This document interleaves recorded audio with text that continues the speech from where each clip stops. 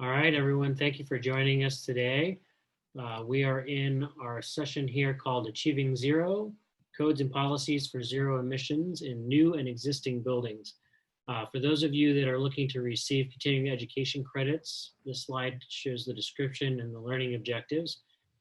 After the teach-in, we will be emailing you, asking you to complete a survey, which will include any of your association member numbers to help us process your continuing education credits. So look out for that. In addition, we will have a question and answer section of this session at the end. If we are not able to get to all of the questions that come in through the Q&A box or the chat window, we will follow up in writing with the presenters, and we will be posting the answers on the CarbonPositive website. So also be looking out for that as well. My name is Vincent Martinez. I'm the Chief Operating Officer for Architecture 2030. This topic is one that is near and dear to my heart. It's been something that my colleagues and I have been working on for the last number of years in terms of codes and policies. I am very pleased to have two wonderful experts from Europe talking about the EU context of this particular topic. Welcomed by Dr. Arianna Braune, the Director of Research and Development at DGNB, which is the German Sustainable Building Council. Comes with a large expertise and topics of this nature, and I'm really excited about her presentation. And following up, we'll be hearing about existing building policies from Arianna Vitali Roscini, who is the Senior Policy Officer for BPIE based out of Brussels, I believe. So thank you both for joining us for this really important session. We're seeing a lot of momentum in this space, and it's really important for our audiences to understand it. So with that, Anna, I will pass it over to you to get us started, and I will then facilitate the Q&A once you and Arianna have spoken. Great. So, achieving zero. As I was introduced, I'm head of R&D at DGNB. DGNB, for those who don't know us, we are Europe's largest network for sustainable buildings. We have 1,200 member organizations, and we are located in the center of Europe in Stuttgart. Anna, just so you know, we're not seeing your screen yet. Okay, good. And I'm sharing it. Good. Sorry. Now, here we go. Thank you. So the main aspect, or the main momentum now that is very driving a lot of politician activities in Europe is that in November or in December, end of the year, Ursula von der Leyen said that the European Green Deal is our new man on the moon moment, and there's the goal to be climate neutral by 2050 and have at least 50% reduction compared to 1990 by 2030, and that a lot of money will be sort of mobilized to achieve this target. And not only politicians, but also I would say the investors and the money world has understood that climate risks and climate change is the biggest risk with the highest impact and the highest likelihood that can come. I encourage you to read this study, which shows that for the first time that sort of green or environmental risks are really seen as the top risk for the global economy. And of course, scientists say constantly since years, we have a specific budget for carbon emissions that we have to reduce immediately and steadily. And actually not until 2050, the date is being shifted, I think, by many scientists to an earlier date in order to achieve, to reduce the impacts of the climate crisis. When we look at climate action and energy action policies internationally, for example, we know that we have the Paris Agreement and greenhouse gas protocols, and on the left side, and reporting initiatives and so on, and a lot of global, I would say, activities how to tackle especially the climate crisis. Then in Europe, we have the Commission for buildings, for example, the long-term strategies and national energy and climate plans, and the Energy Performance of Buildings Directive, and a plan to finance growth. In Germany, since we're located in Germany, we do have a Climate Action Plan 2050 with specific targets for 2030, an integrated national energy and climate plan, and building energy law to reduce the impacts, or actually to reduce the energy consumption of new and existing buildings. But when you look at this, we have a global goal. We have climate goals from the European perspective. We have European targets also on energy efficiency, on primary energy demand, especially for buildings. And we have a new, I would say, a 55% emission reduction target by 2030. Then we have on the instruments for especially new constructions, EPBD and its national applications with requirements for the building envelope and efficiency of technical appliances, and nearly zero energy building definitions, which are then made in the different countries. But we don't have like a greenhouse gas emission limit for buildings for today, or neither in 2030.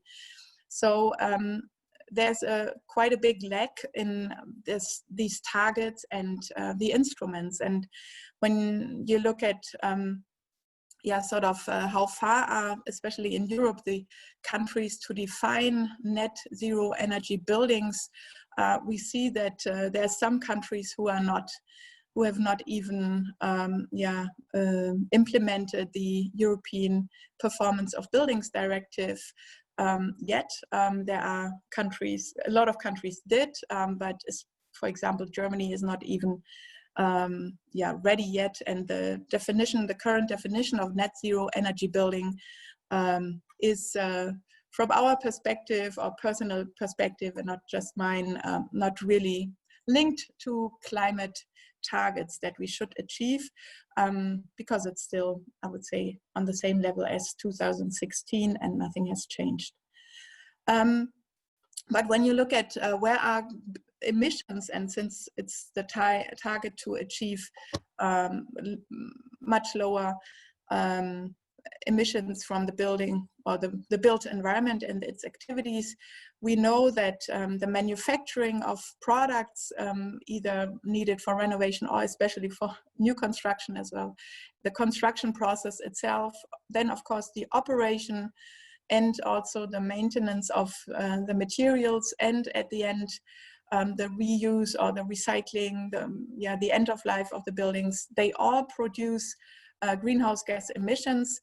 We all know that the operational emissions are quite high, but in energy efficient buildings, we all know now that sort of 50%, if you compare whole life carbon emissions with the operational emissions, then you can put, you have a factor 2. So the operational emissions only make up like 50% of the total emissions when you look at it from a whole life carbon perspective. This is why it's so important to not stop at the regulated energy or the emissions of the regulated energy, but also to broaden the scope. As DGNB, we have worked a lot of years on a new framework for carbon neutral buildings and sites. And we have identified now, I would say, a strategy, a building specific strategy for climate action. It is documented in our new framework for carbon neutral buildings and sites. It starts with part 1, which is the carbon accounting, part, followed by step 2, setting up a climate action roadmap, no matter if it's for new buildings or existing buildings, or just in planning. So how can you get to zero? Then it's about reporting, talking about the numbers, also in operation, and using the sort of same set of figures. And then of course we always highlight that it's very important to have high quality in all the steps that you're carrying out. And best thing would also be to have a third-party verification on what you're doing, because this increases the reliability. So this framework, you can download it from our website. It defines carbon neutrality and should help getting clarity on the market. And when we talk about the goal, so what is the goal? And for DGNB, the goal is, and we have discussed it with a lot of members and stakeholders, it's really to get to zero, to get a balanced zero of greenhouse gas emissions for all types of buildings. Secondly, to have the complete energy balance as a basis for the operational part. Then to really take into account the actual carbon intensity of the energy sources, to really look into details, what is the CO2 factor of the energy being purchased, for example, and then that it's about avoiding the carbon emissions by its own strength. So excess energy generated on the property enters into as a credit, but that CO2 certificates cannot be used, for example, within the calculation. So the operation is like, you know, the indirect and the direct carbon emissions, and carbon emissions sort of credits avoided through exported energy. And this is very important that people understand that buildings and new constructions are, can be seen as a producer and not only consumers of energy, but that an active role in the energy transition is possible. We have a tool that you can also use to calculate your carbon balance. And when it comes to the whole life carbon approach, I don't want to go into details. You can read this in our website, in the framework as well.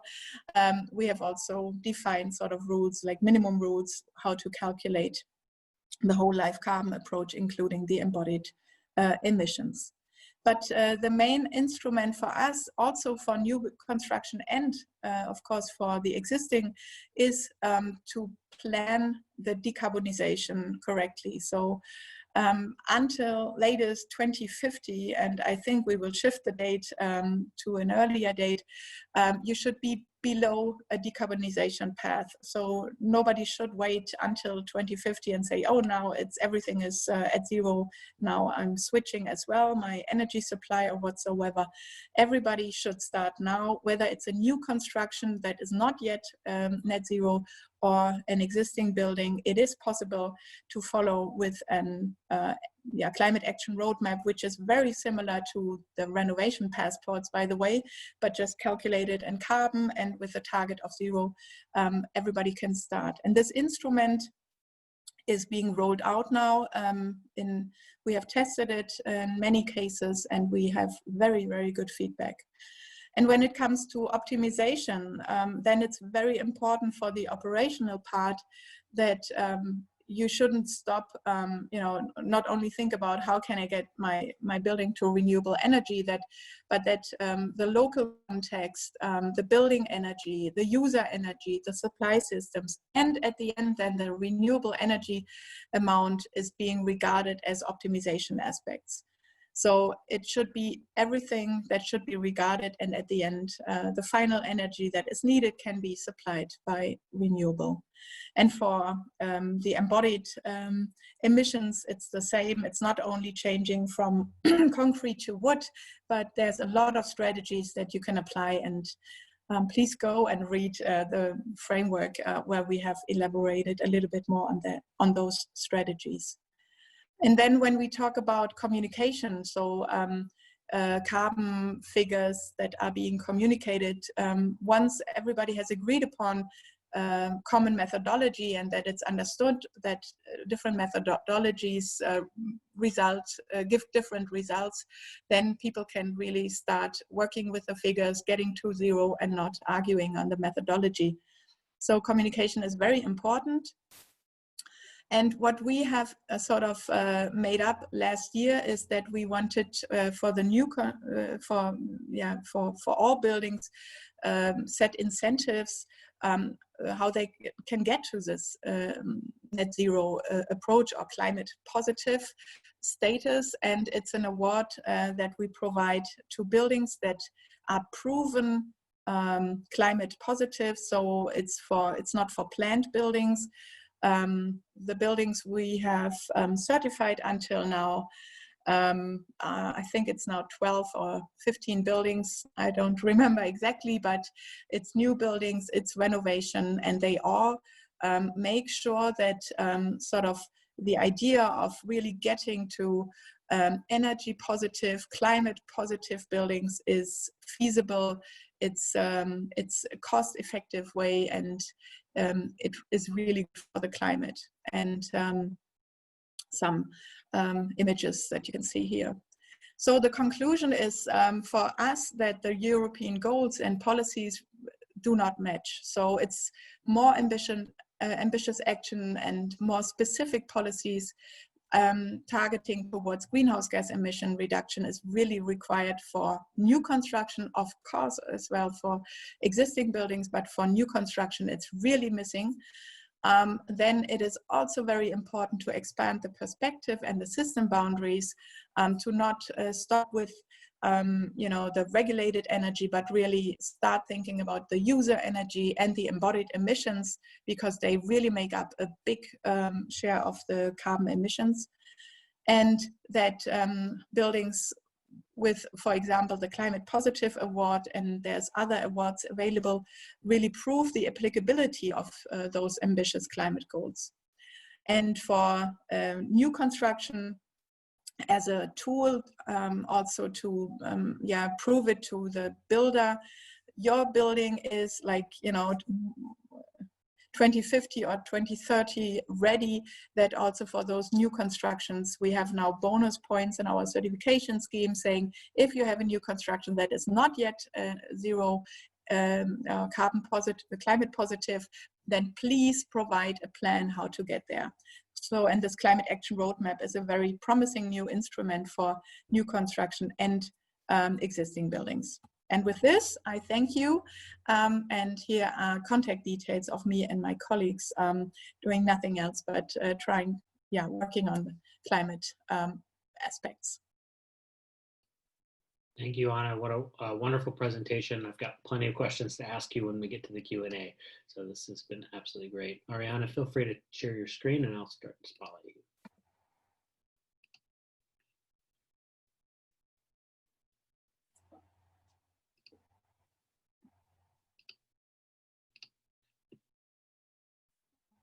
All set.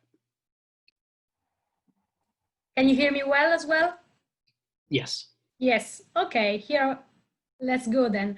Hi, my name is Arianna Vitali, and I work at the Buildings Performance Institute Europe in Brussels.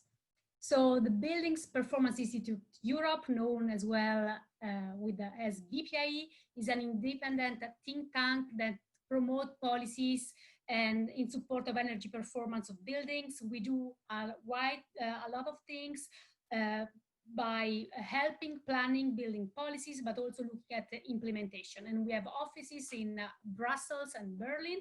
I'm based in Brussels, and expertise as well around Europe in other member states.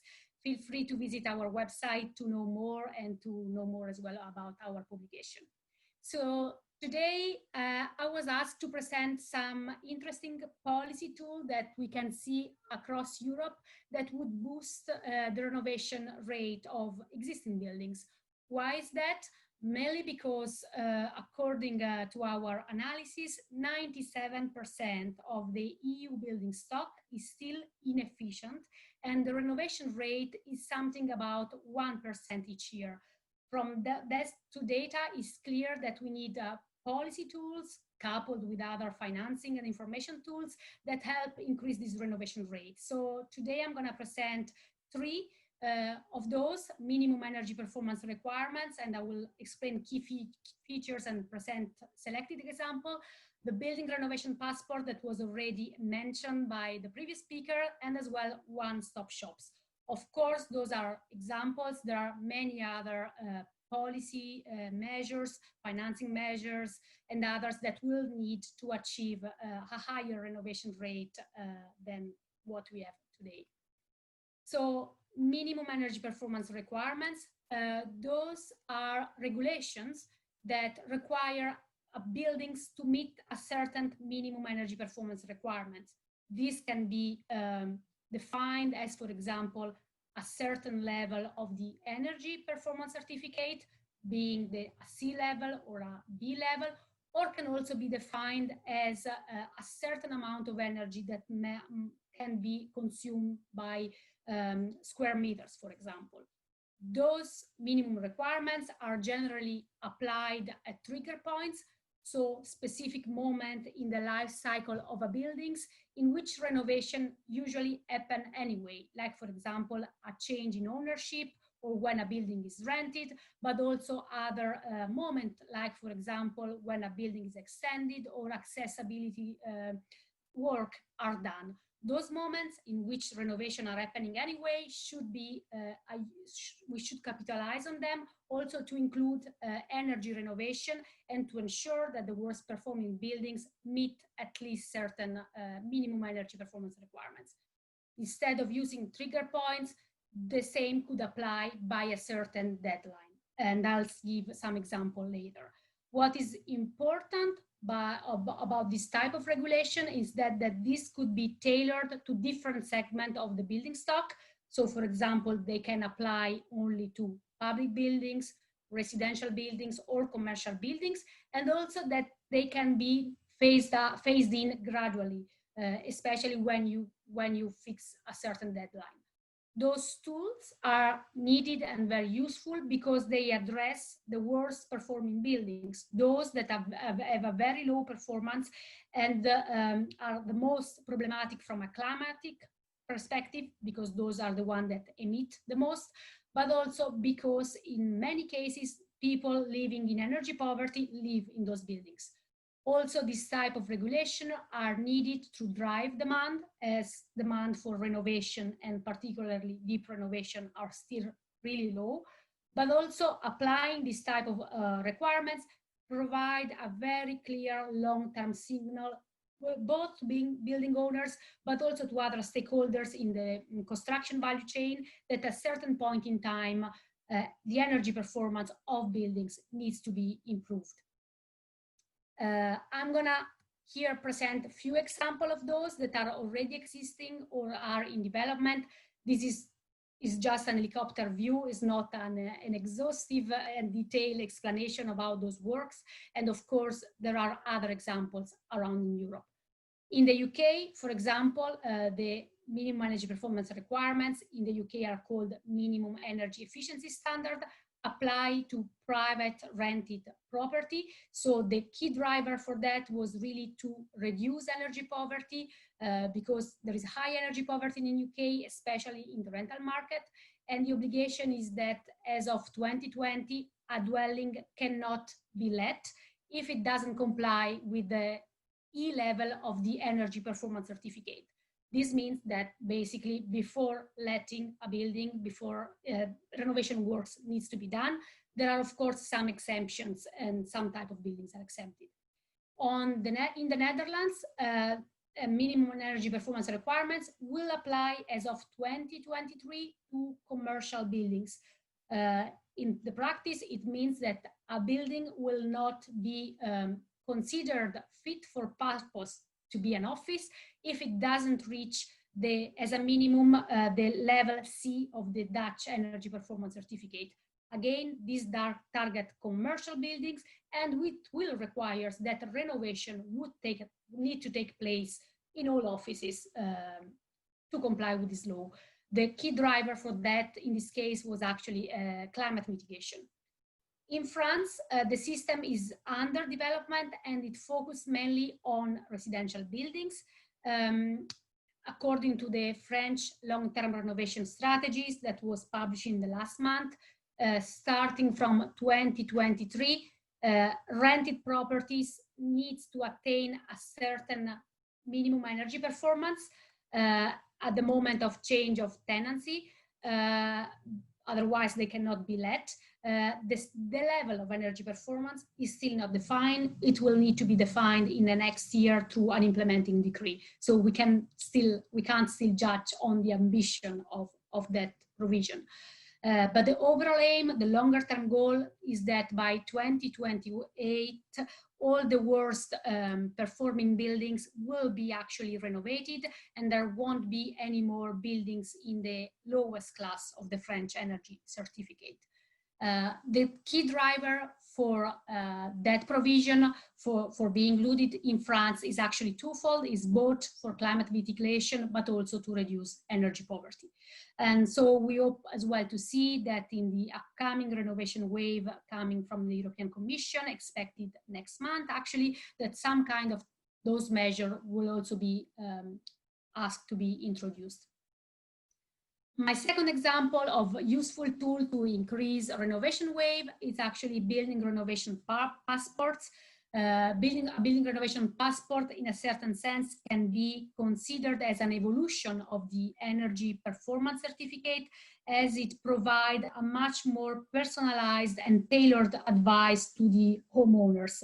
Also, very often is coupled with an energy audit that really looks at the details of the buildings. It recognizes the building renovation passport that the renovation work is complex, and while ideally this should happen all in once with a big renovation, the reality is different, and that sometimes, and actually in reality most of the time, renovation are done in stages or step by step.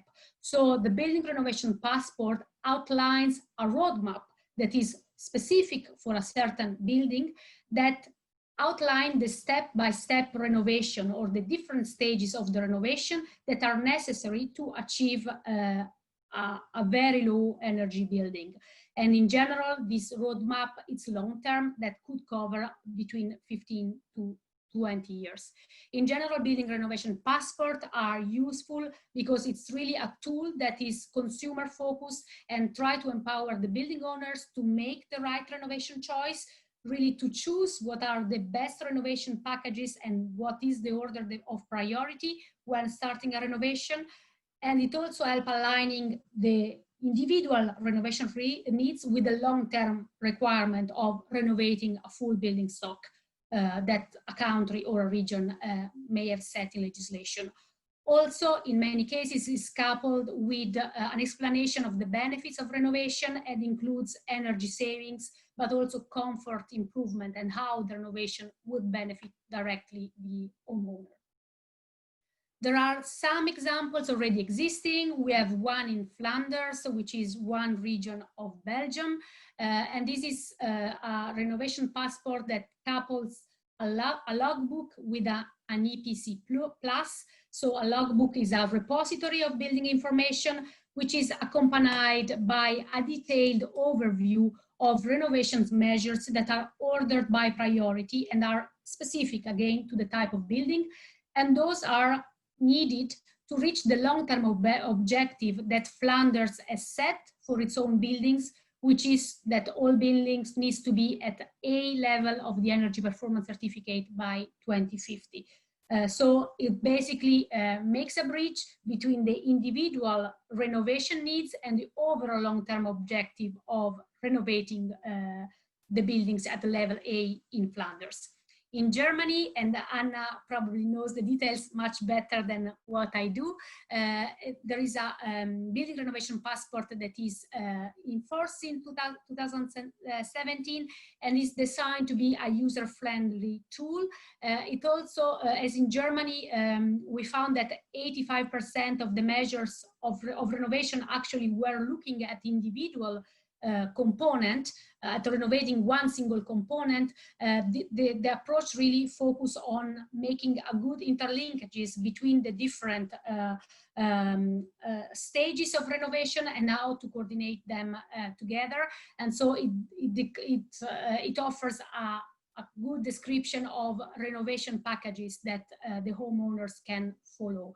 And since it's it was amended last time in summer last year, it also should cover benefits of renovation and also ways and suggestions to how address occupants' behavior. Finally, I also wanted to mention an Horizon 2020 project of which BPIE is also part, the IB Road project. You find the website there. This is a project that actually tried to pilot and test building renovation passports across in other countries, like for example, Poland and Portugal, and try to help to make those tools mainstream. My third example would be one-stop shops. One-stop shops, it's services that should help customers through their renovation journey, and again to overcome those barriers that each homeowners come across when deciding to provide to renovate its building. So it's a place in which all in one place you can homeowners can find right information, tailored advice, but also help on how to structure financial support, how to access financing, but also technical assistance, and as well information on the right provider to do the work. So that's really a service that accompanies the homeowners through its renovation journey and tries to solve with the home owner the specific renovation barrier, thanks to a customer-friendly advice. It also, as I've mentioned, tried to create a bridge between the clients and the different suppliers, because sometimes one also of the barrier to renovation is for the homeowners to find the right professional, the right installer, the right companies that can help with the renovation. Also, as also mentioned, one-stop shop can also help, for example, detailing the available financing scheme, the available subsidies, or the available support that can be usable for their renovation project. There are examples, of course, already of one-stop shops around the EU, and my three examples here actually target different segments of the building stock, and also are structured in different ways. In Denmark, there is one that is pretty successful and well-known, that is called Better Home. In this case, it's an industry-driven one-stop shop that really focus on getting the best and training installers. So installers are most of the time the point of contact of the homeowners directly, and so by training installers and ensuring that they provide a service-oriented role, this can really simplify the renovation process.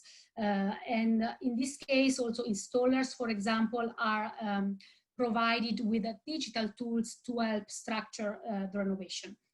In Wallonia, which is one of other region of Belgium, there is a one-stop shop that only actually focus on helping local authorities.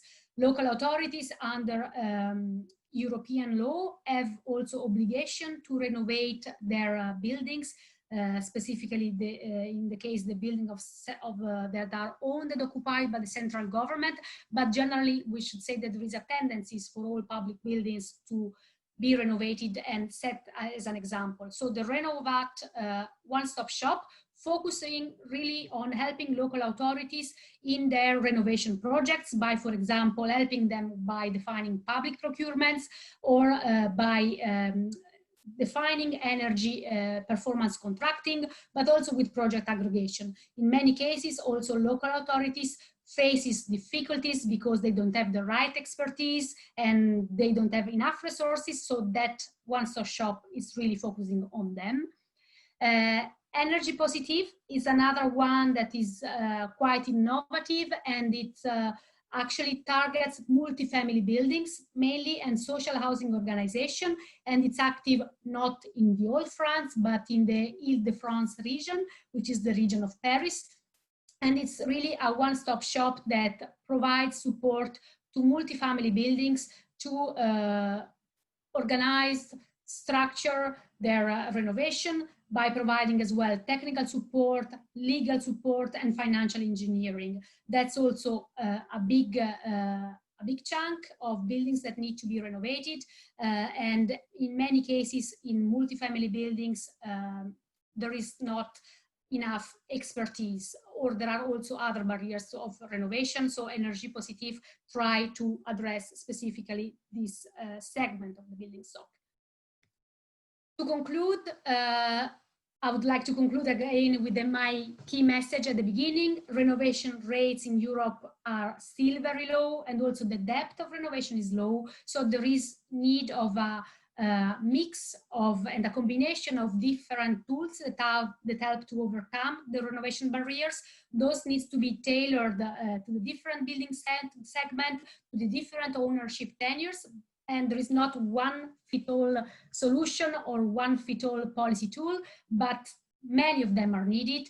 In this case, EU policy can help providing on one side the direction, the clear objective, which should be to decarbonize the building stock by a certain date, sooner than later, and also to ensure that while setting policy, the EU requires that the successful policy tools are actually implemented at the national level. Thank you very much for your attention, and I'm happy to receive your questions.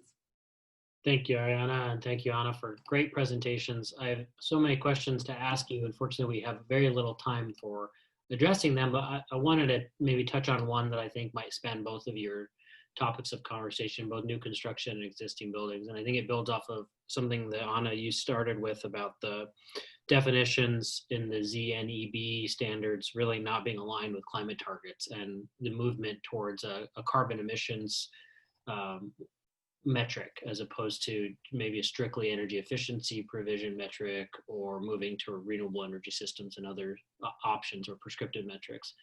I'm curious if both of you could just take maybe a minute and a half, since we don't have a lot of time, maybe 2 minutes, just to answer this question in terms of, do you see new construction, perhaps, Anna, being more oriented towards the emission side of things, and we have a good handle on efficiency, and now we're spending more time on making sure we don't install fossil fuel systems and electrify, and then work on renewables? And then you mentioned embodied carbon, which I'll close with. And then Arianna, when you answered, I think the question is for existing buildings, you mentioned a lot of benefits of really focusing on deep retrofits due to energy poverty or underperforming building stock, but where does decarbonization fit in beyond efficiency for electrification or renewables in the existing building market? So Anna, you first, please. Yeah, so what you can see is in the different regulations is that the aspect of where is the energy coming from is now being more regarded in more specifics, and that it's not just sort of defined zero CO2 emissions for something that is seen good or bad. So there's a higher specification, so people really, like architects, planners, start thinking about where is the energy coming from and what are the related carbon emissions with it. In Germany, for example, you have to provide the carbon figures now. It's not just like you can, but you have to. And then secondly is that the embodied or the whole life carbon approach is getting more in the focus also of regulation. So in France, for example, where the E+C- is taking an LCA approach, like whole life carbon and other emissions are being regarded. In Germany, slowly it takes up, although we have a super database and tools and everything, but regulation is very, very behind. But it now starts that it says, yeah, we should maybe think of doing this.